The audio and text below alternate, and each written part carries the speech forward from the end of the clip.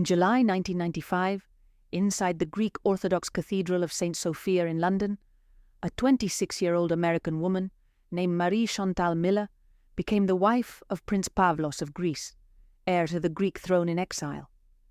The ceremony lasted 3 hours. 1,200 guests attended, among them 40 members of European royal houses, King Juan Carlos I of Spain, King Constantine of Denmark, and Queen Sophia of Greece. It was the wedding with the highest concentration of blue blood in the second half of the 20th century. What the marriage of Marie-Chantal and Pavlos also set in motion was a redefinition of the kind of family the Glucksbergs, the Greek royal house in exile, could project to the world. The Greek exiles had spent decades navigating the loss of their country with the discretion the situation required. Marie-Chantal's entry into the family brought something that exile had progressively eroded: positive media visibility, presence on the right magazine pages, and the American energy that makes old subjects look new in the eyes of the international press. It was an asset the Greek royal family did not have, and that Marie-Chantal brought for free, simply by being who she was. She was the daughter of Robert Warren Miller, a man who had arrived in Hong Kong in 1970 with little more than an idea about how to sell tax-free goods in international airports. But Marie-Chantal was not the only Miller daughter to marry a European title. Her sister Alexandra would marry Prince Alexander von Fürstenberg, grandson of the German industrial magnate who had founded one of the most recognizable aristocratic houses on the continent. And her younger sister Pia would marry Christopher Getty, grandson of J. Paul Getty, the man who for years was considered the richest person in the world. 3 sisters, 3 names with history, 3 marriages that in the 1990s filled the pages of Tatler and Vanity Fair with a regularity that had no precedent for. Daughters of a family that in 1970 did not exist in any register of the global elite. The question is not how they did it. The question is, what did it cost them?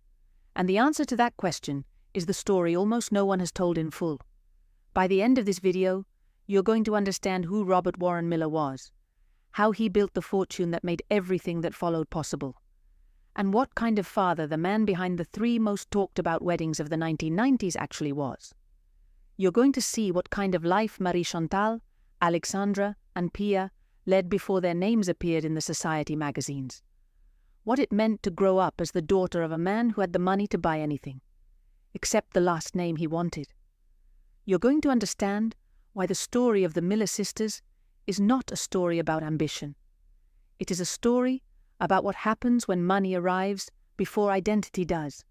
And you are going to see what remained of all of it, and what was lost when the cameras stopped looking. This is their story. Robert Warren Miller was born in 1933 in California.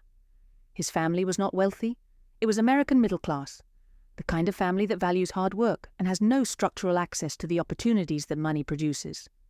Miller went to college, worked various jobs in the commercial sector, and by the late 1960s had made his way to Hong Kong, working in the import-export world that in that era made the British colony one of the most active commercial centers in Asia. In 1960, in San Francisco, Miller had met a man named Chuck Feeney. The two shared an interest in a concept that at the time was still embryonic: selling tax-free products to international travelers at airports. The logic was simple and powerful. Travelers crossing international borders could purchase products, primarily alcohol, perfumes, and luxury goods, without paying the taxes those same products carried in regular stores. The margin was considerable. The market was enormous and virtually untapped. In 1960, they co-founded DFS, Duty-Free Shoppers. Miller handled operations in Asia. Feeney managed global development. Through the 1960s and 1970s, DFS became one of the fastest-growing commercial enterprises in the world, capitalizing on the international tourism boom and the opening of new air routes. Their stores at the airports of Honolulu, Hong Kong, Guam, and Tokyo captured the spending of millions of tourists who in those years were discovering for the first time that they could travel outside their own countries. In 1997, LVMH, the French luxury group of Bernard Arnault, acquired a controlling stake in DFS for approximately $2.8 billion. Miller received a portion of that transaction that estimates of the time placed between $500 million and $1 billion. It was a fortune that by any conventional measure was transformative. What the story of DFS cannot be told without mentioning is the difference between its two co-founders. Chuck Feeney used his share of the fortune to create Atlantic Philanthropies, a foundation through which he donated, first in secret and later publicly, more than $8 billion to educational, medical, and human rights causes around the world. Feeney lived in a rented apartment, wore a $10 watch, and flew economy class. When the foundation finished distributing all its assets as planned in 2020, Feeney had $2 million in personal assets, exactly what he wanted, in his own words. Robert Warren Miller took a different path. Marie-Chantal was born in 1968 in Ecuador, where her father had business interests at the time. Alexandra was born in 1972, Pia in 1973. The three sisters spent their childhood and adolescence in perpetual motion, the norm for families of international businessmen of that era. Hong Kong, London, New York, with summers at destinations that could be different every year, and the certainty that no place was completely home, because home was wherever the family happened to be that week. Their mother was Chantal Pesante Miller, Ecuadorian by origin, and the figure of emotional stability in a family that the professional structure of their father made nomadic by necessity. Chantal was the one who organized the schools, managed the moves, maintained the continuity of a domestic life that Robert's work tended to disrupt with the frequency that international business requires when it is in its expansion phase. The three sisters attended the best European boarding schools that their father's money could afford. Marie-Chantal and Alexandra went through the Institut Le Rosey in Switzerland, the most expensive boarding school in the world in terms of annual tuition, attended by the children of royal families, industrialists, and political figures from across the planet. Le Rosey was not just a school, it was an ecosystem of connections that functioned as a network for decades after graduation. Le Rosey, alumni knew who the other alumni were. They shared a code, a common reference, an institutional history that created familiarity where otherwise there would have been distance. Marie-Chantal and Alexandra learned at Le Rosey not only languages and academic subjects, but something far more difficult to teach in any classroom: how to move through a room full of powerful people without appearing to want anything from them. The Institut Le Rosey has two campuses, one in Rolle, on the shores of Lake Geneva in Switzerland, where students spend most of the academic year, and one in Gstaad, the alpine ski resort, where the school relocates during the winter term. That two-campus structure was part of what made Le Rosey unique. The winter in Gstaad exposed students to the atmosphere of one of the most exclusive ski destinations in the world, where the families that sent their children to the school also had their chalets and their seasonal social lives. Education and social integration, simultaneously, which is precisely what that kind of institution sells, even if it never describes it with that candor. The annual tuition at Le Rosey during the years the Miller sisters attended was approximately 50,000 Swiss francs. It was the most expensive school in the world by tuition, a fact its own promotional materials have never disputed. For Robert Miller, who by the mid-1980s already had access to hundreds of millions of dollars through DFS, it was an expense that was simultaneously an investment and a signal. He sent his daughters to the most expensive place in the world for their education, because he could, and because he wanted the world to know it. What the three sisters shared in those years was something that their contemporaries from Le Rosey and from the social circles of Manhattan and London described with consistency. They were beautiful, they were intelligent, they were multilingual, and they were absolutely aware of where they stood. Not in the arrogant sense of the term, in the functional sense. They knew they had access to certain worlds and not others. They knew that access depended on their father and on what their father did, and they knew that dependence had a limited horizon they needed to manage before it ran out.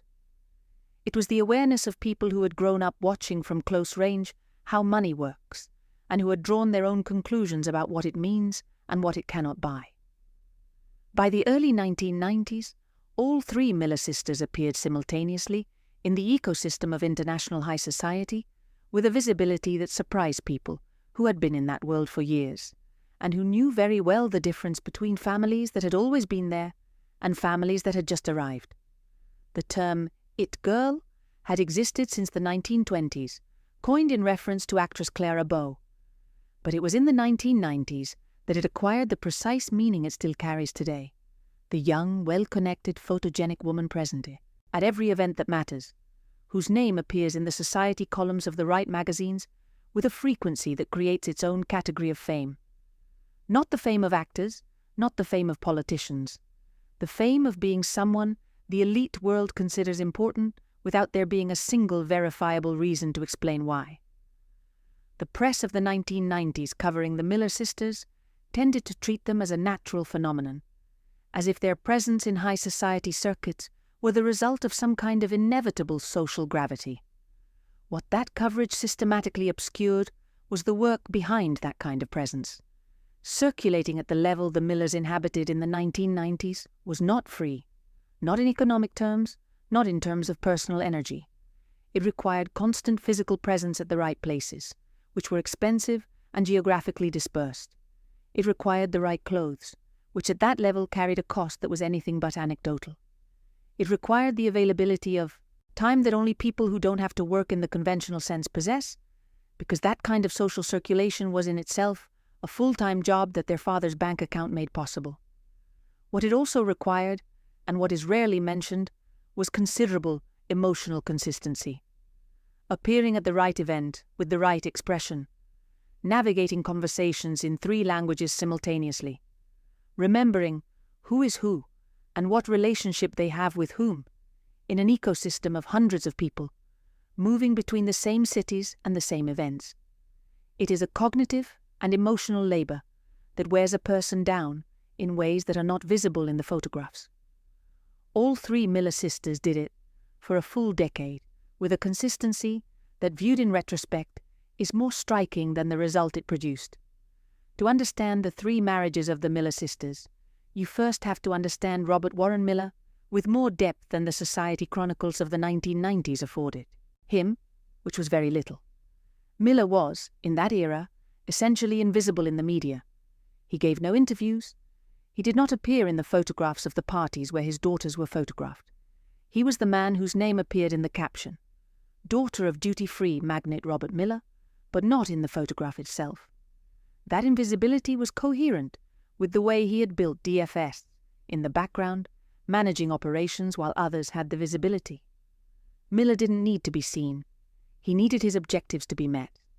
The objective, in the case of his daughters, had a logic that was the same logic that had guided DFS. Identify where the value was that others had not yet captured. Position correctly to access that value, and execute with the patience and precision that long-term projects require. In the case of DFS, the value was in the international traveler market that nobody had systematically organized. In the case of his daughters, the value was in the European, royal and aristocratic houses that had the lineage and the titles that Miller's money could not buy directly. This is not a cynical reading of the situation. It is the reading that the chronology and geography of the marriages support, with a coherence that leaves no room for coincidence. The 3 Miller sisters received an education specifically designed to produce the kind of person those circles would accept. They were placed in the environments where that kind of person meets the candidates the project required. And all 3 married people who had exactly the kind of pedigree that completed what the Miller surname did not bring with it. Robert Miller also had a personal history that his biographers have treated with discretion, but which is relevant to understanding the kind of father he was.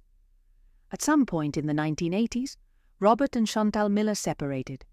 The divorce was neither immediate nor clean, and it affected all 3 daughters in ways that each processed with different tools. Marie-Chantal, the eldest, experienced it old enough to understand what was happening, and not old enough to have an adult's tools for managing it. Alexandra and Pia experienced it at younger ages. Their mother maintained the relationship with all 3 daughters. Their father remained the father, present in the moments he chose, with the financial generosity that was his primary form of relationship with them. It was the familiar pattern of men of Miller's generation and career type, who had built fortunes at the cost of domestic time. Material abundance and a scarcity of presence, which the people around him tended to narrate either as love expressed imperfectly, or as absence rationalized with money. Both narratives were simultaneously true for different members of the same family. Robert Miller remarried after the divorce from Chantal. His second wife came from a different world than the one his daughters inhabited in the 1990s, which generated additional complexity in the family dynamics that the society coverage of that era preferred not to address. What the Miller divorce produced in the three daughters is not completely documented in any public form. What is visible is that all three sisters built lives in which stability, permanence, and immovable social position were central values. It was exactly the kind of life that the home of their childhood, with its permanent mobility and displaced center of gravity, had never given them. Pavlos of Greece was born on May 20th, 1967, at Tatoi, Greece, as the first child of King Constantine II and Queen Anne-Marie of Denmark.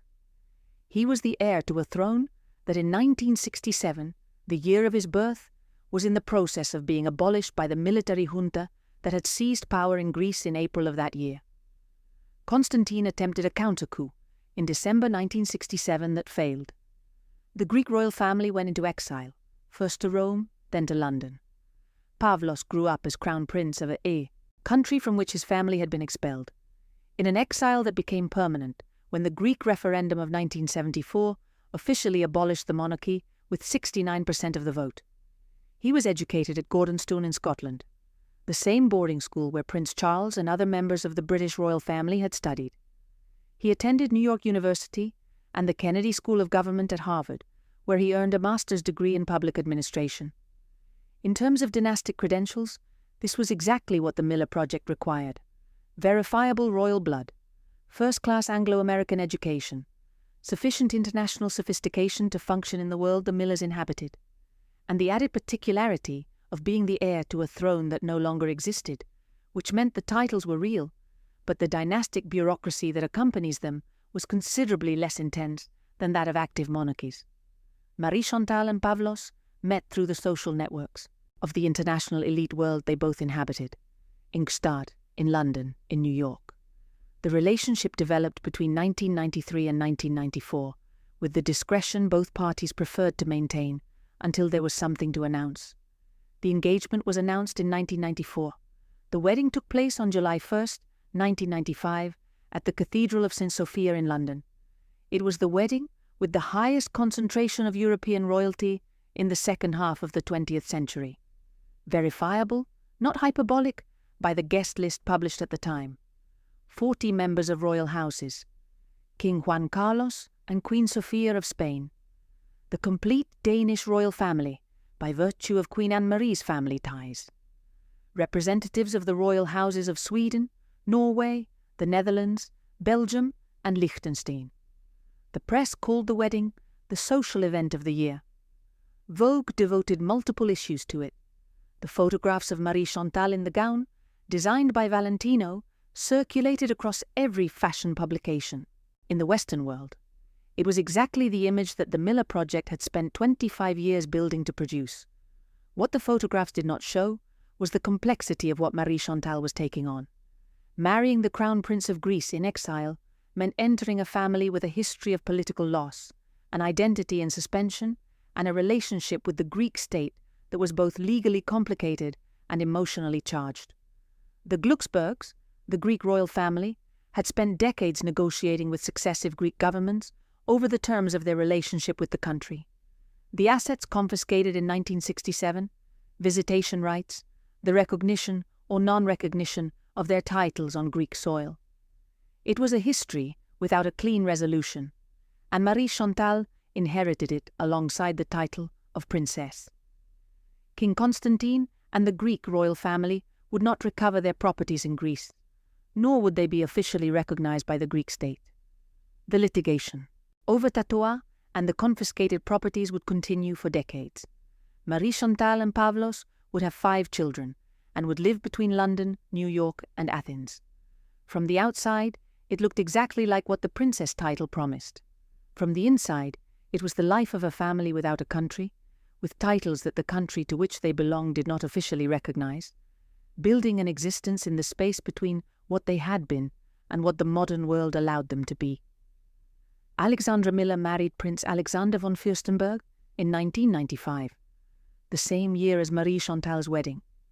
It was the second dynastic marriage of the Miller sisters in the same year, which in society press circles was commented on with the combination of admiration and skepticism that accompanies events that seem too well coordinated to be purely spontaneous.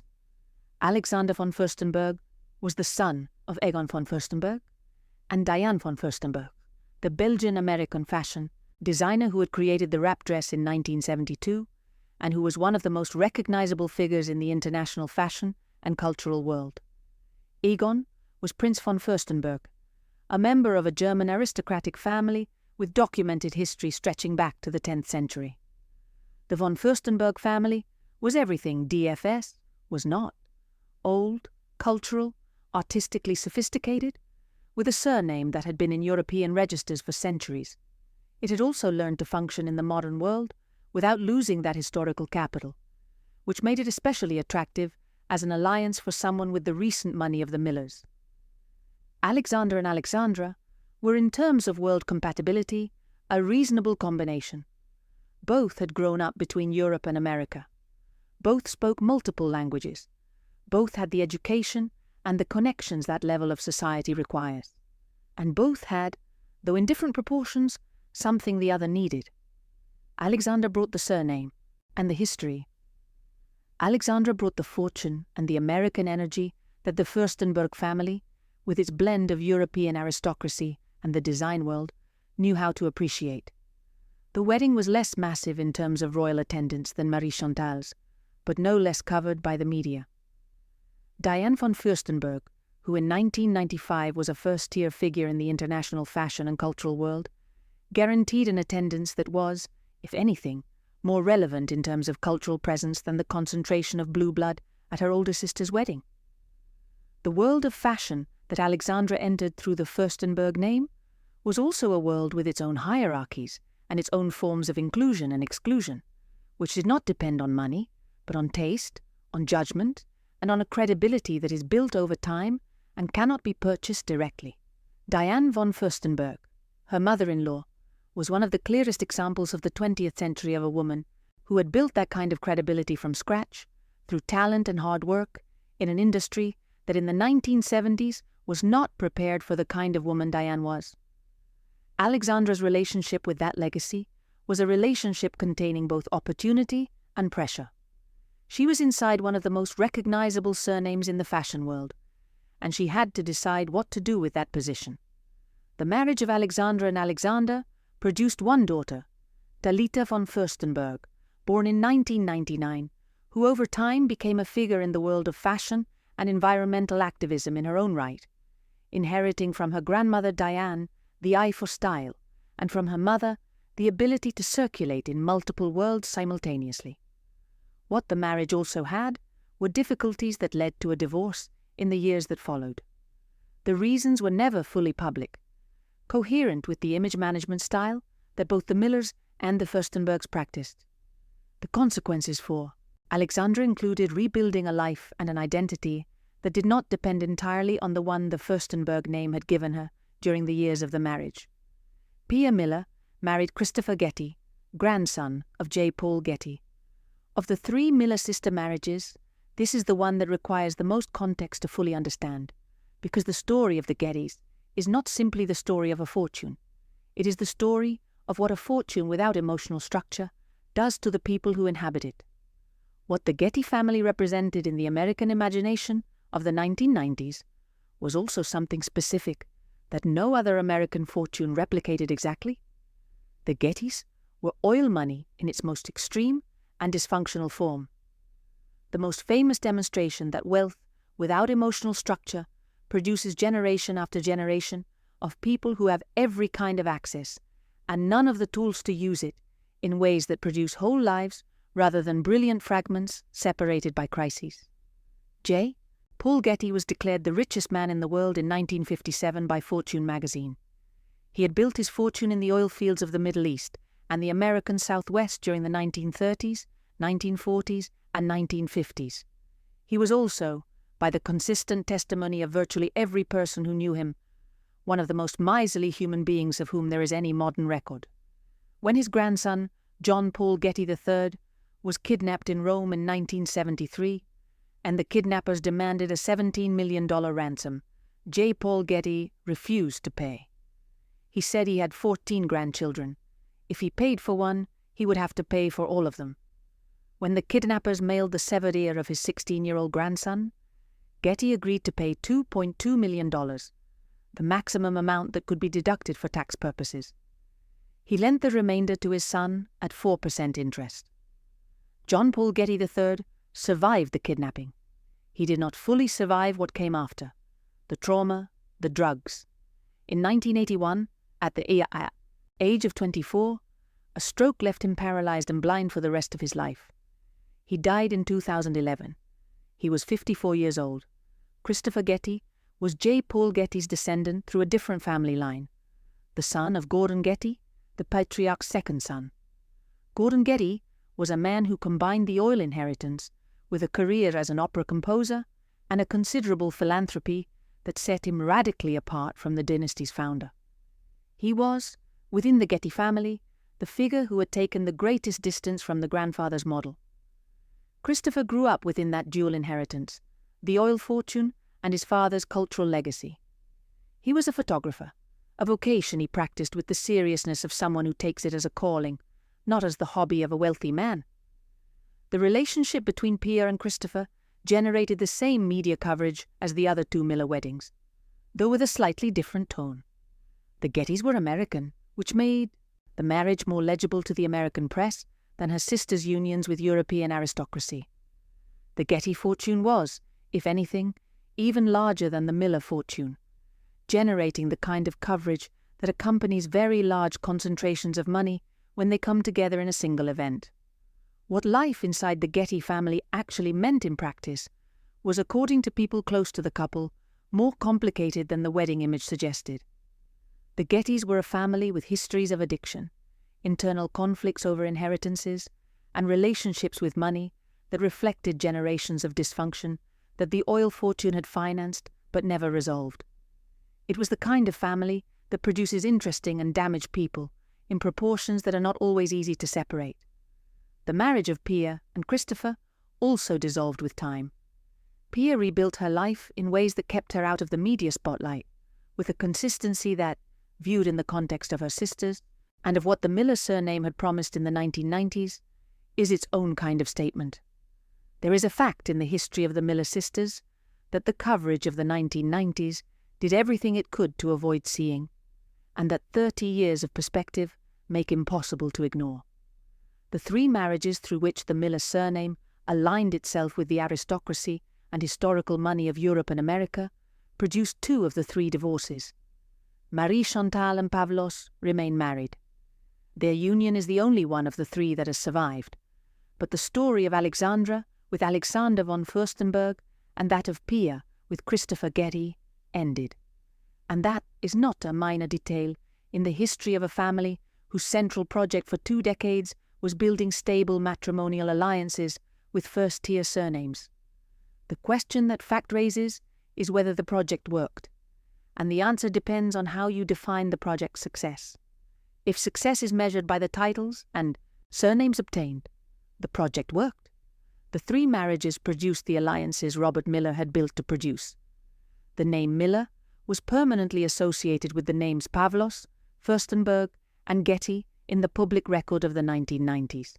That record does not disappear when a divorce is signed. If success is measured by the lives the three sisters built within those marriages, the answer is more complicated. Marie-Chantal built a life and a career that are genuinely hers, in ways the project her father designed had not fully anticipated. Her children's fashion brand, Marie-Chantal Children, founded in 1999, is a real business with dozens of employees and a presence in the most competitive luxury markets in the world. It is not an accessory to the princess title. It is a career that would have existed regardless of what her husband's last name was. Alexandra, after the divorce, built an identity that is more difficult to trace in the public record, precisely because she chose that difficulty. She is the sister with the least current media presence, which, in a family that built its position on visibility, is significant in itself. Pia is similarly the least visible of the three in the period after the 1990s. Her life today carries a discretion that contrasts sharply with the decade in which her name appeared alongside Carolyn Bessette's and Marie-Chantal's as the reference point for the most sought-after young woman in international high society. There is something in that movement of all three sisters toward gradual invisibility, which in 2 of the 3 cases is quite pronounced, that says something about what that level of visibility costs when you are the person sustaining it from the inside, not the person managing it from the outside. Robert Miller managed the visibility of his daughters from the outside. From that personal invisibility, he cultivated carefully throughout the entire operation. His daughters sustained it from the inside, with their bodies, their names, their lives. And over time, those who could chose to stop sustaining it. The difference between those 2 positions is the difference between having a project and being the project. Robert Warren Miller sold his stake in DFS when LVMH acquired the company in 1997 and spent the following decades managing his investments and maintaining the low profile that had been his style from the beginning. He lived in Monaco for years, in the right property in the right place, with the discretion of someone who has gotten what he wanted and no longer needs to perform in public. The contrast with Chuck Feeney, his DFS co-founder, is one of the most striking in recent American business history. Feeney donated $8 billion and died with $2 million in personal assets. Miller built a social dynasty with his fortune, organized 3 marriages with European and American aristocracy, and lived the rest of his life on the social capital that project had produced. You cannot say that one made the right decision and the other didn't. You can say that they made radically different decisions about what money should do. The story of Feeney and Miller is also the story of 2 ways of understanding what money is for once you have enough.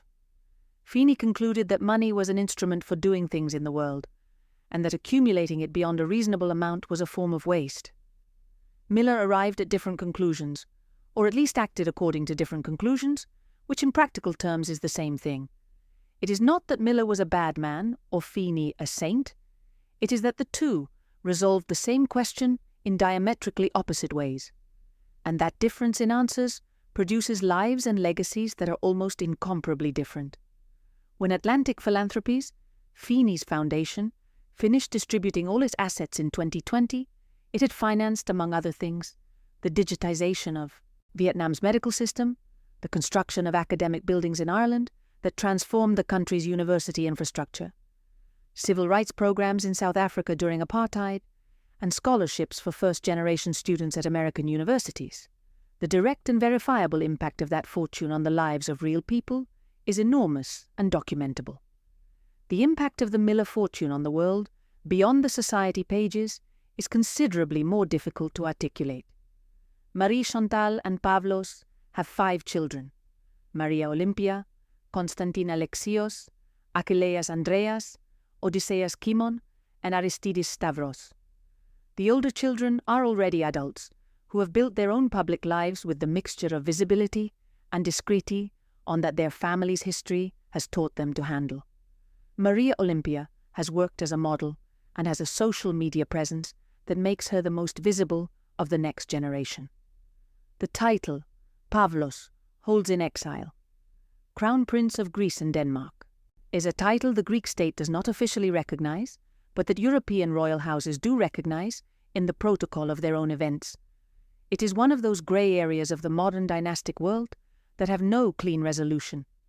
A real title in the historical sense, suspended in the political sense, valid in the social sense. Marie-Chantal navigates that grey area with the same competence with which she has navigated every grey area in her history. Her children inherit it, alongside the question of what it means to be a prince or princess of a country whose political system decided 50 years ago that it no longer wanted kings. Marie-Chantal's children's fashion brand, founded in 1999, operates in a niche she herself defined.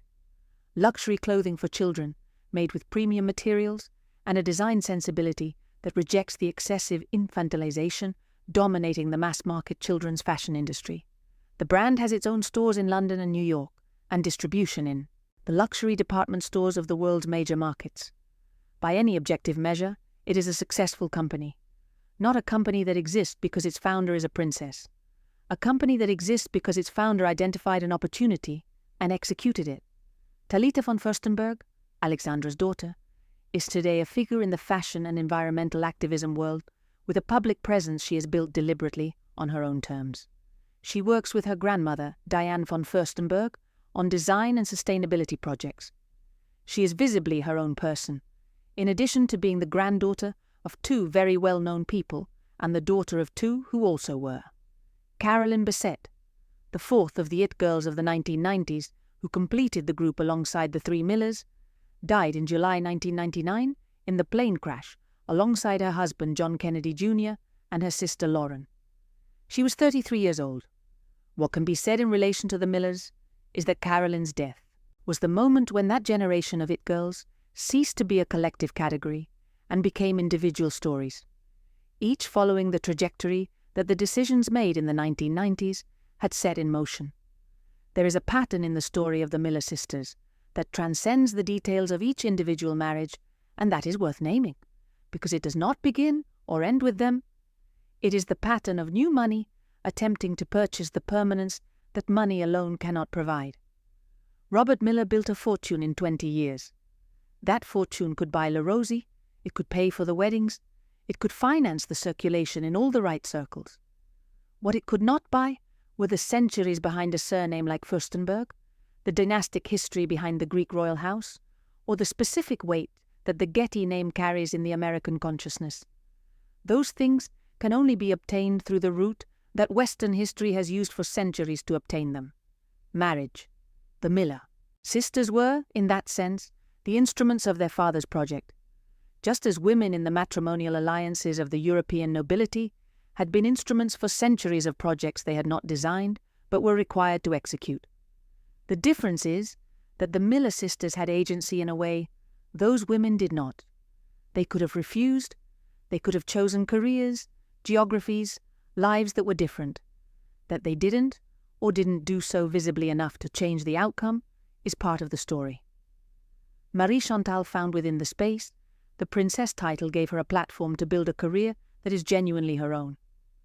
Alexandra and Pia reached a point at which the cost of inhabiting those alliances exceeded the benefit they provided, and chose the exit that divorce offered. All three, in their own way, resolved the tension between being the project and being a person, in ways that their contemporaries of the 1990s would recognize as variations of the same central problem that era posed to the women who lived at that level of visibility.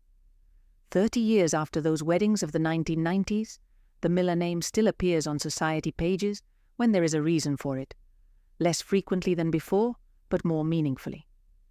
The Miller sisters stopped being it girls when that category ceased to exist in the terms it had existed, and they remained what they were underneath the label. Intelligent people with complex lives built on a foundation their father had paid for, and that they had had to make their own, with varying degrees of success, across decades of work that the society magazines never described as work, but that it was. There is a detail about the way the Miller sisters managed their collective visibility in the 1990s that says more about their intelligence than any of the headlines they generated. They never presented themselves as a joint project. Each built her own narrative, her own media coverage, her own circle. Articles about the Millers tended to treat them as individuals who shared a surname, not as a group with a coordinated strategy. That perception of individuality was partly real and partly managed. The world of international high society that the Millers inhabited in the 1990s had unwritten rules about how the people who belonged to it managed their image. The most important was that of controlled scarcity, appear enough to be relevant, not so much as to become predictable.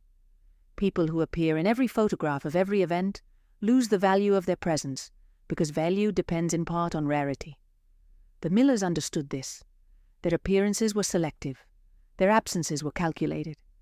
The image the world had of them was an image constructed with the same precision with which Marie-Chantal builds a fashion collection, choosing what to include and what to leave out, with the judgment of someone who knows that what is not shown defines what is shown as much as the content itself. The story of the Miller sisters, when examined without the glamour filter that the photographs and headlines always provided, is the story of a pattern that runs through generations of families who tried to combine new money with old names. Robert Miller understood the game. He played it with the patience and precision of a man who had built DFS. His daughters executed it, with their lives, their names, their judgment. What remains of all of it is something the society magazines of the 1990s could not have anticipated. 3 women who, once the cameras looked elsewhere, decided which parts of the story their father had designed for them they wanted to build on, and which parts they chose to leave behind. That is perhaps the most revealing aspect of this story. Not the weddings, not the titles, not the photographs on the magazine pages, but what each of them did when the world stopped watching. If you found this video valuable, subscribe to the channel so you don't miss more. Stories like this one